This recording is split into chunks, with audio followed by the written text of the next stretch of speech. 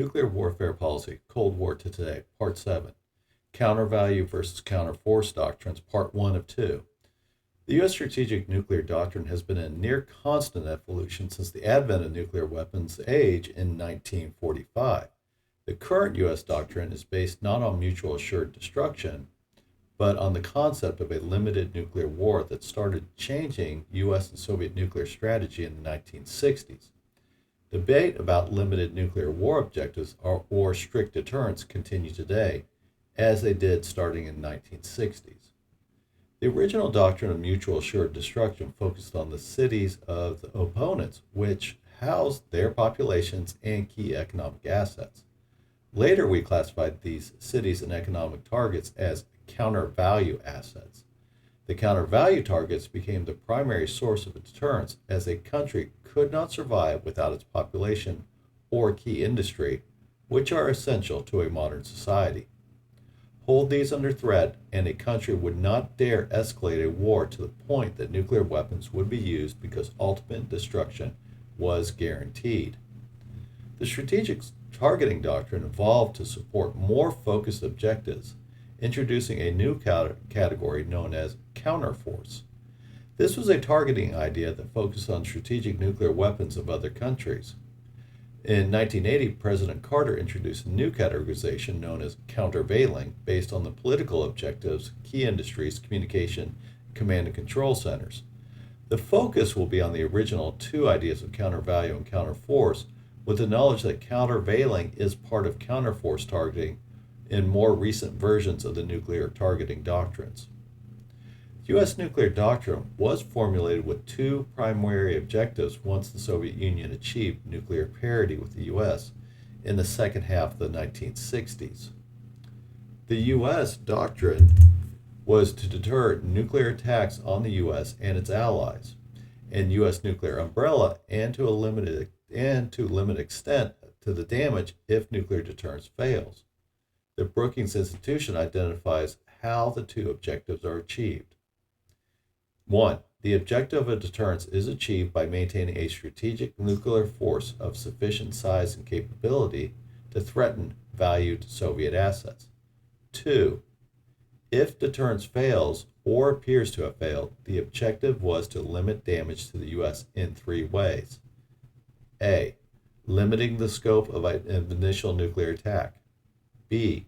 Avoid attacks on Soviet cities while holding a reserve force of strategic nuclear weapons to destroy the cities. C. Reduce the Soviet ability to launch nuclear attacks by destroying their nuclear forces, command and control assets, and if needed, the political and military leadership. The U.S. strategy was to incentivize the Soviets from attacking U.S. cities by threatening their cities, while at the same time targeting and destroying Soviet strategic nuclear assets. And the Soviets appear to have a similar doctrine with their large ICBM force that could be used for large-scale counter-force attacks on the U.S. The U.S. nuclear umbrella also created a complication for the U.S. Because the U.S. was obligated to use nuclear weapons in protection of its allies. The U.S. and its allies could see their conventional force overrun by a larger Chinese or Soviet forces, and could be put in a scenario that would have to use tactical or theater-level nuclear weapons, possibly as first use, and would try to do so without inviting attacks on U.S. cities by the Soviet Union or the Chinese. This U.S. desire to avoid destruction of its cities while protecting its allies did create questions among its allies on whether the U.S. would be willing to risk its cities in defense of its allies. This was most famously argued by French President Charles de Gaulle to U.S. President John F. Kennedy in 1961, and it was a question that John Kennedy refused to answer.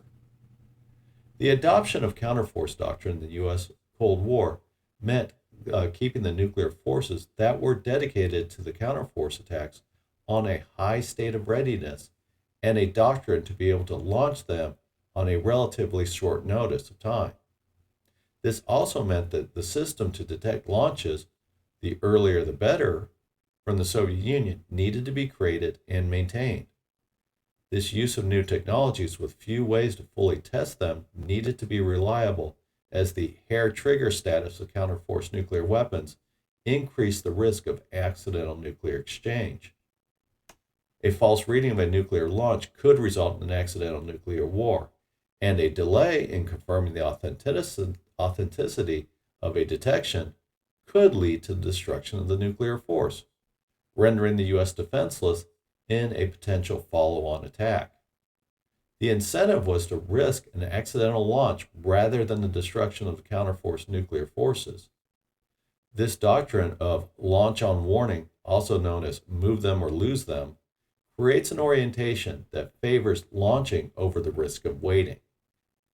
Another problem is that counterforce doctrine adds more targets, such as tactical and strategic nuclear forces, command and control centers, weapon storage facilities, key industries like defense and refineries, political targets, and so on. The list can go on and on, especially if the limited nuclear war scenario is a long one that uses city avoidance. The point is that the types of targets can become unlimited to the point that the number of targets exceed the weapons available, as was experienced during the arms race of the Cold War.